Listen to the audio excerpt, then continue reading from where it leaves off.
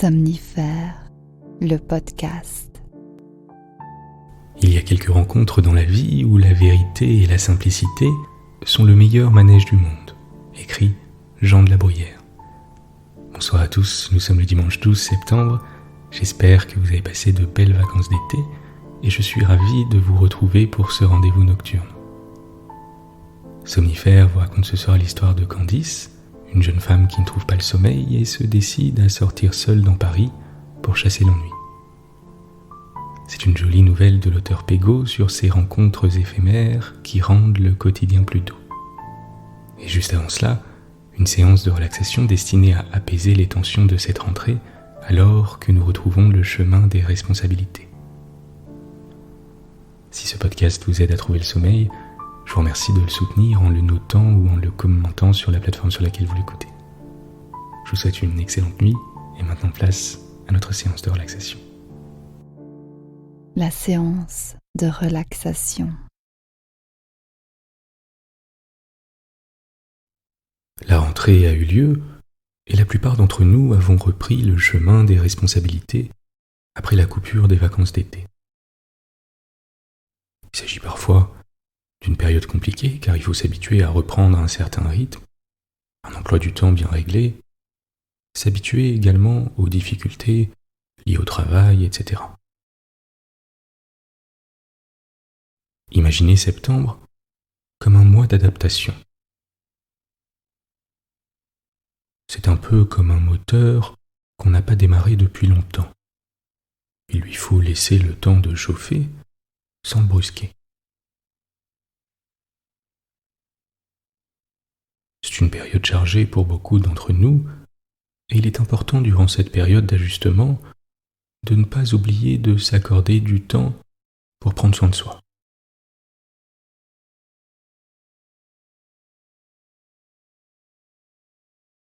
Je vous propose que cette année, on fasse quelque chose de différent. On s'organise un moment le week-end pour faire quelque chose de nouveau, quelque chose qu'on a toujours voulu faire mais que l'on repousse.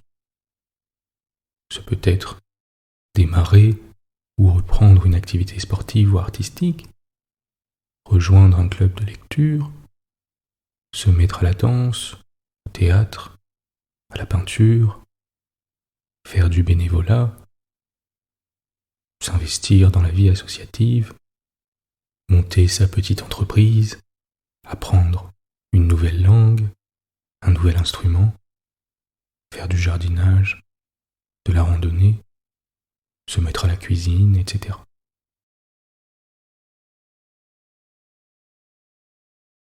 Les loisirs sont importants et excellents pour le moral, en ce sens qu'ils cultivent la patience, la motivation, la créativité, qu'ils consolident la confiance en soi, qu'ils soulagent le stress et permettent de s'évader des responsabilités du quotidien.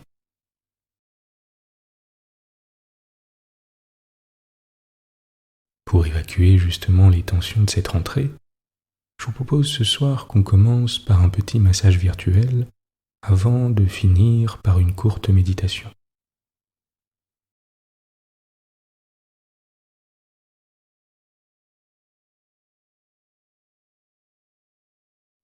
On va commencer par prendre le temps de s'installer confortablement,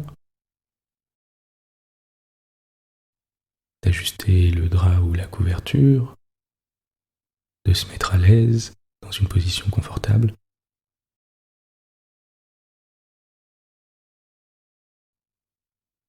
De fermer les yeux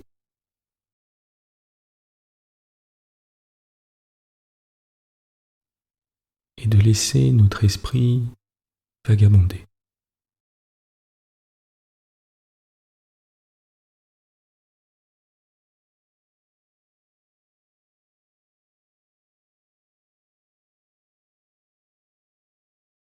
Prenez une profonde inspiration, une inspiration lente et apaisante, avant de relâcher toutes les tensions à l'expire.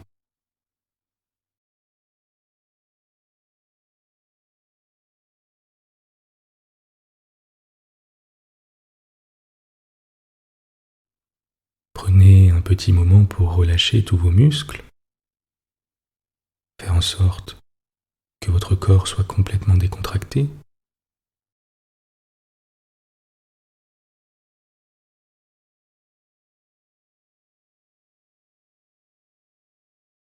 En prenant le temps de bien détendre votre nuque,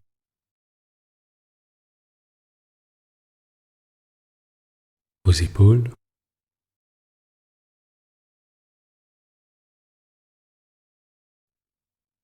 et votre dos.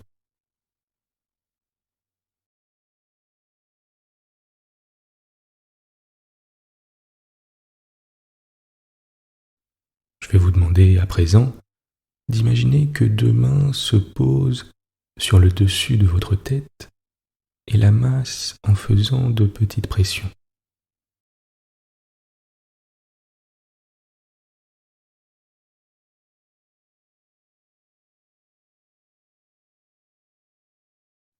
De haut en bas, et puis de bas en haut.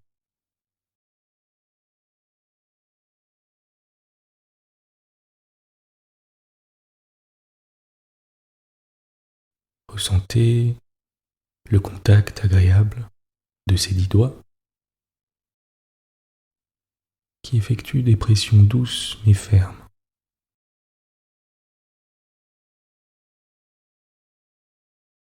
Avant de glisser sur les côtés, au niveau de vos tempes,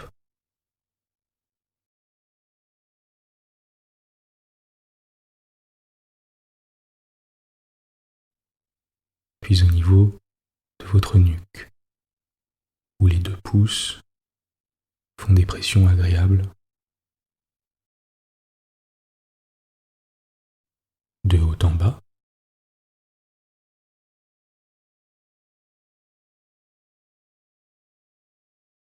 et puis de bas en haut.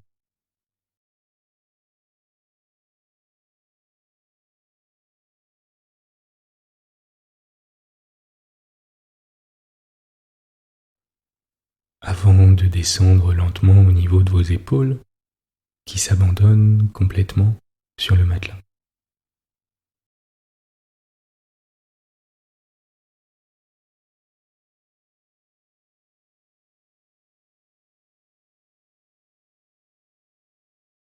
Puis au niveau de vos trapèzes,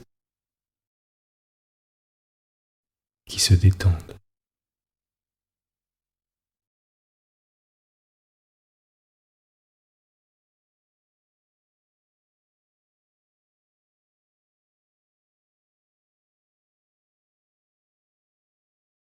Laissez votre esprit s'égarer en observant les appuis de votre corps contre le matelas.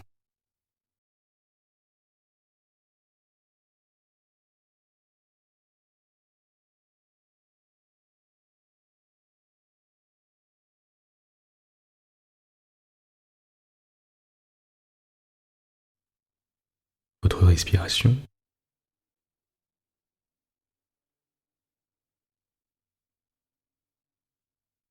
les mouvements de votre poitrine à l'inspire et à l'expire.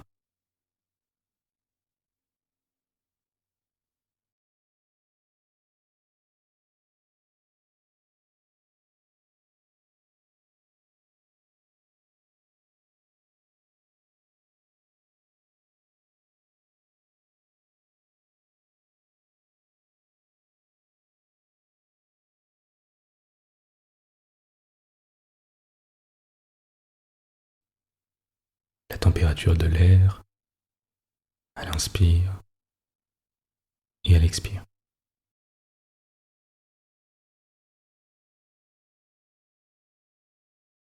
Portez maintenant votre attention sur les orteils de votre pied droit, alors que vos pieds et vos chevilles sont complètement relâchés, et sentez des mains les masser un par un, délicatement.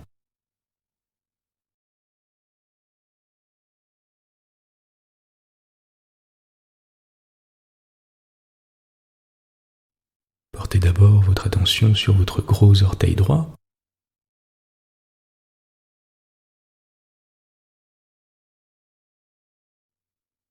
puis le second,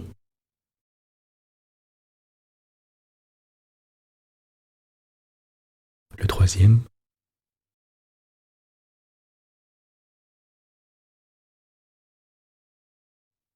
le quatrième,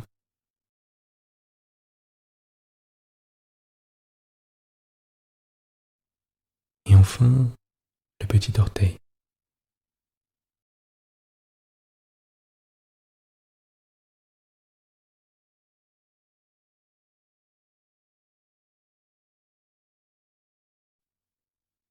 À présent, portez votre attention sur les orteils de votre pied gauche. D'abord votre gros orteil droit,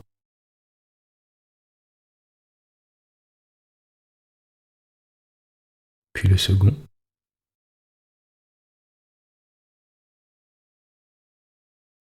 le troisième,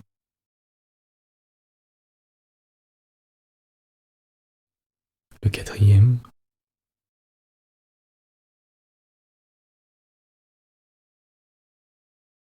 et enfin le petit orteil.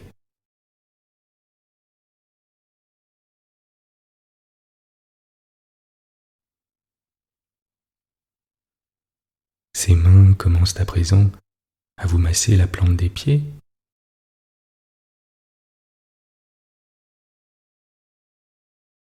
de haut en bas,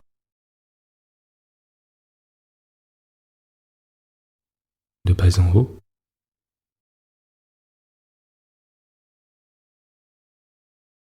puis de gauche à droite,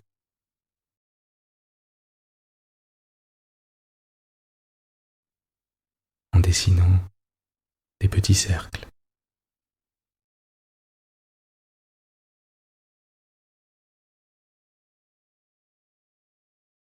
Et en appliquant des pressions légères et agréables.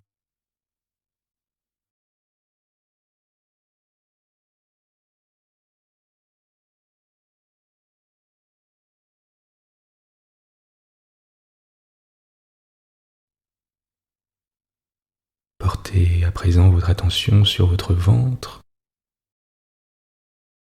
qui se détend, qui monte et qui descend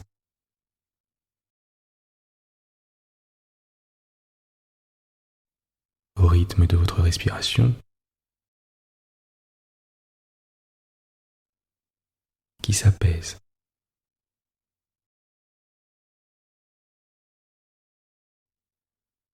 Observez comme il est agréable de simplement se laisser aller à l'instant présent,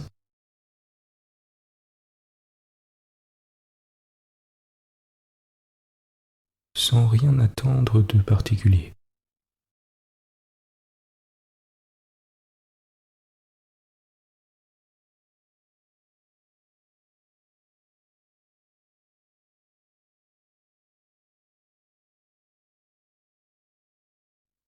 Je vais vous demander à présent d'imaginer à quoi ressemblerait la version de vous-même la plus paisible.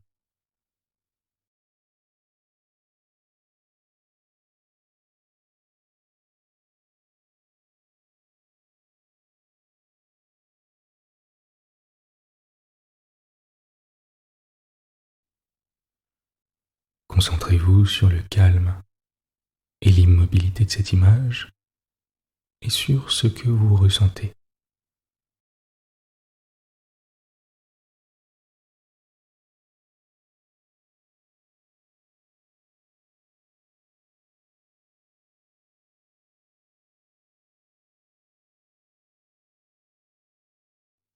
Concentrez simplement votre attention sur votre respiration pendant quelques instants, sans être en attente de quoi que ce soit.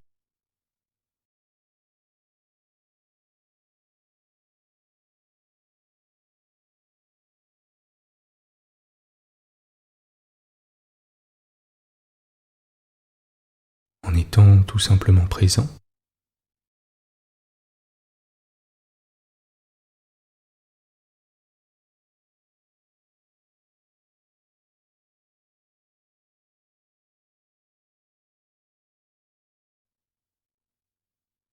déconnectée du monde.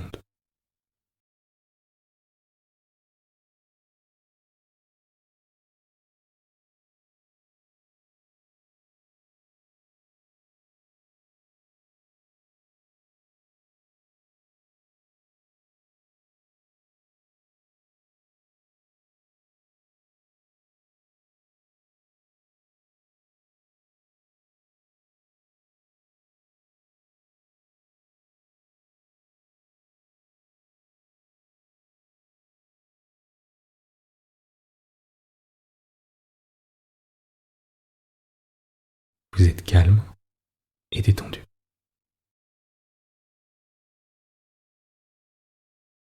L'histoire du soir. Pégo, Candice n'a pas sommeil.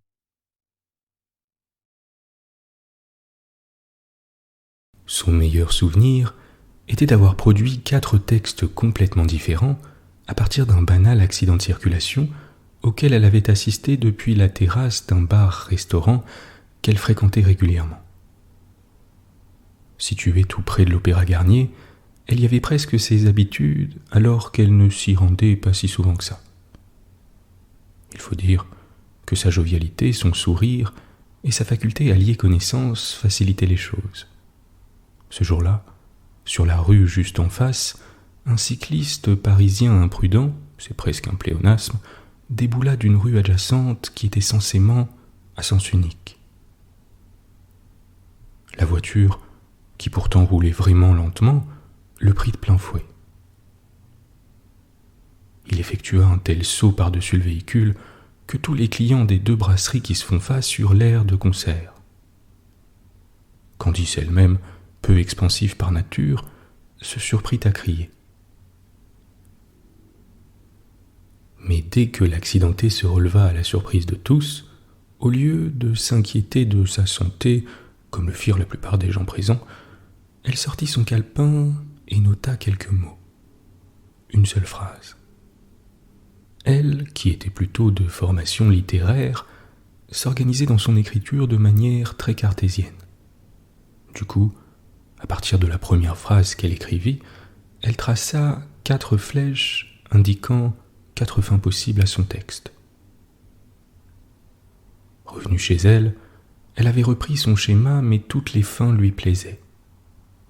Elle ne voulut pas en sacrifier l'une d'elles, et elle décida de les garder toutes. Il lui fallait par conséquent créer une histoire différente pour chacune. C'était un challenge auquel elle n'avait jamais été confrontée pour la bonne et simple raison qu'elle avait toujours tranché entre les différentes options de création qu'impliquait cette méthode.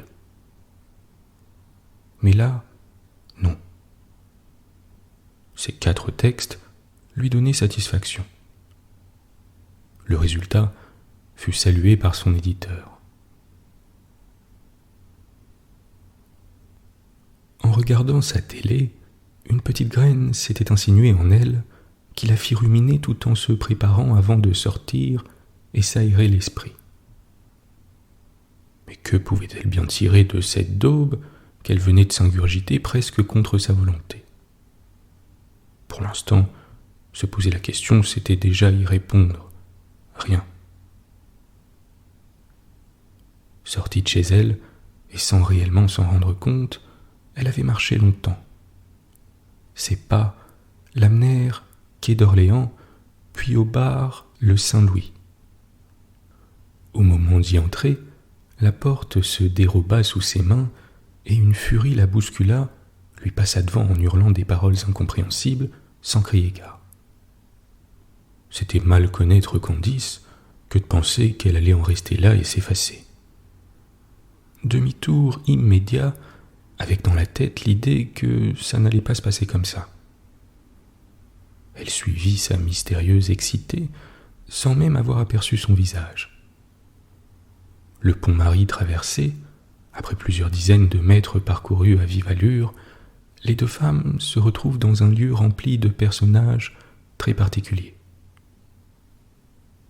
Le monde interlope des femmes équivoques, évoquées par Balzac, semblait avoir réapparu. Parmi un groupe de gens plutôt banals, Candice reconnut la brutale fuyarde à son essoufflement. S'approchant d'elle pour tenter d'obtenir sinon des excuses, du moins une explication, elle la joua rencontre au hasard. « Bonsoir », lança-t-elle le plus calmement possible en se contenant au maximum. Elle se trouva alors face à face avec Selma, elle apprit plus tard le prénom, et son regard se figea. D'interminables secondes s'écoulèrent, seulement entrecoupées par le bruit de la faible circulation nocturne. Pourquoi s'était-elle confiée à Candice ? Mystère. Assurément, elle avait immédiatement lu dans le regard de cet auteur une bienveillance insoupçonnée par Candice elle-même, du moins à ce moment précis. Quand son cerveau était encore en mode « si je te retrouve, t'as intérêt à me répondre », ses petits yeux malins lançaient un appel à l'empathie. Selma raconta sa vie. Candice écouta. Des heures durant, elle but les paroles de cet inconnu qui se confia comme si elle se connaissait depuis des lustres. Élevé par son père Paul, agent administratif comme on dit si on ne veut pas parler de fonctionnaire municipal, depuis le départ précoce de sa mère le jour de ses 2 ans, elle avait saisi très tôt que rien dans la vie n'irait de soi. Soutenue du mieux possible, et d'ailleurs fort bien par son cher papa, elle avait utilisé au maximum son fort potentiel intellectuel, une vivacité d'esprit et une personnalité affirmée. Sa mère lui avait laissé tout cela en seulement 24 mois. Elle le sut intuitivement en grandissant et fut confortée dans cette idée par son père qui ne dénigra jamais celle qui n'était plus que la mère de sa fille. Il lui en avait pourtant voulu au plus haut point et lui en voulait encore. Mais il avait placé l'intérêt de sa fille au-dessus de tout. Quand celle-ci l'interrogeait sur sa mère, il avait toujours répondu en valorisant sa maman. Il employait uniquement ce mot-là, il y tenait et ne s'en départit jamais. De là tenait-elle sûrement son caractère et son état d'esprit résolument positif. La croissance et la puberté aidant, elle eut une période où elle se demandait comment son père faisait pour vivre sans aucune femme autour de lui, jamais. Elle n'osa que tardivement lui poser la question. Tout simplement, après lui avoir présenté non sans angoisse son premier vrai petit copain à l'occasion d'un dîner improvisé. La réaction paternelle tout en douceur, quoiqu'un peu protectrice quand même, l'avait rassurée. Elle s'était alors sentie légitime pour aborder le sujet en tête-à-tête au petit déjeuner. Et c'est le plus normalement du monde qui lui expliqua qu'en aucun cas il n'aurait été question qu'elle soit confrontée à ce cas de figure de devoir imaginer quelqu'un remplaçant sa mère. Il avait cloisonné, verrouillé, cadenassé son intimité et isolé sa vie intime de sa vie parentale. Rien ne la gêna donc aussi bien dans son parcours de petite fille, puis de jeune femme, que dans son cursus scolaire. Jusqu'au collège, il l'accompagnait le jour de la rentrée scolaire et ne rata aucune réunion parentale dans les différents établissements qu'elle fréquenta. Brevet des collèges, baccalauréat, licence, elle enchaîna logiquement les étapes de son parcours en histoire de l'art.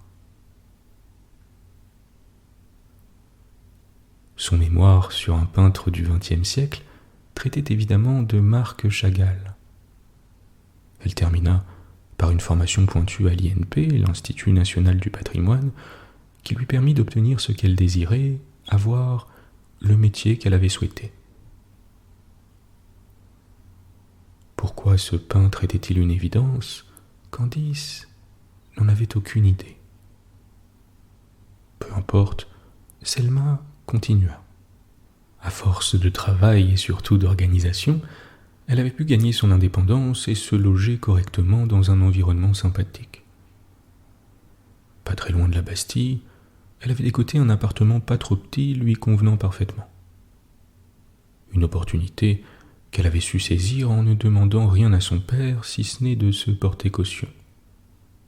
Son travail de conservatrice d'une antenne du musée de la Révolution la passionnait.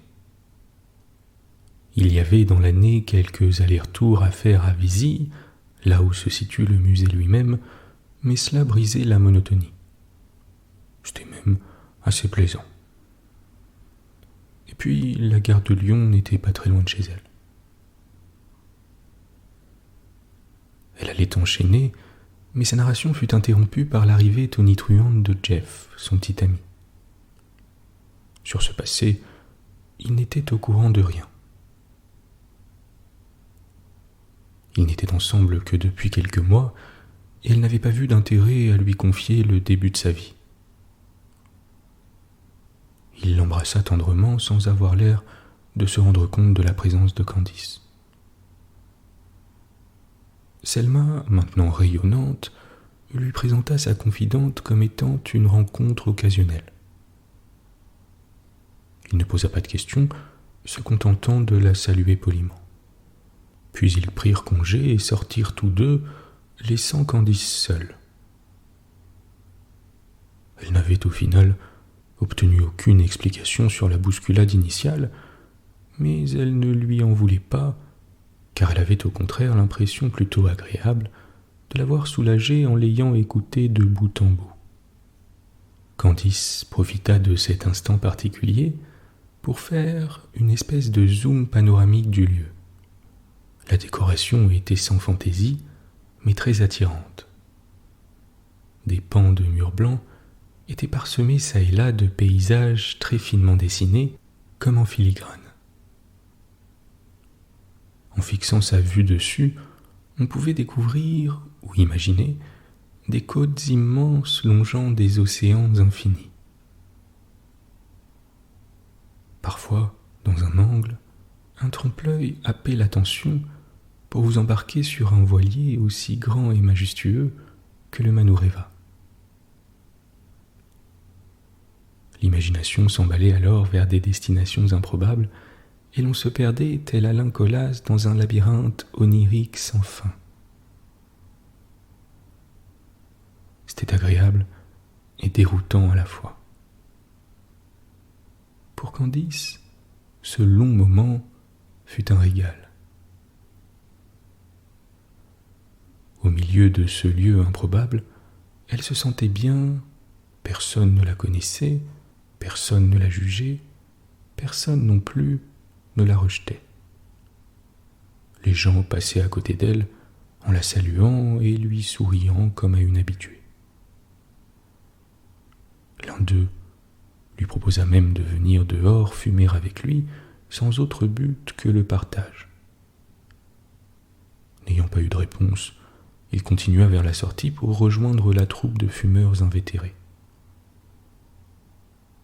Passant devant eux en partant, elle prit congé de ce petit monde avec un large sourire reflétant l'état de son âme. Oublier la télé, la colère et l'envie de vengeance initiale. Cette taverne avait été une véritable thérapie. En rentrant chez elle, Candice coucha ses lignes sur le papier, sa manière à elle de se sauver la mise. Elle avait été happée et atteinte par ce récit de vie si particulier et le retranscrivit. Sans doute arrangea-t-elle un peu la vérité, et elle avait certainement oublié certains pans de cette vie si touffue. Aucune importance, de toute évidence, elle ne se reverrait plus, et aucune ne manquerait à l'autre. Tout comme il existe des œuvres artistiques éphémères, il s'agissait d'une soirée à usage unique, expression qu'elle adorait. Son sommeil fut paisible pour la première fois depuis longtemps. l'échappatoire qu'est l'écriture lui avait encore une fois permis de survivre dans ce monde qu'elle haïssait autant qu'elle l'adorait. Bonne nuit. Bonne nuit.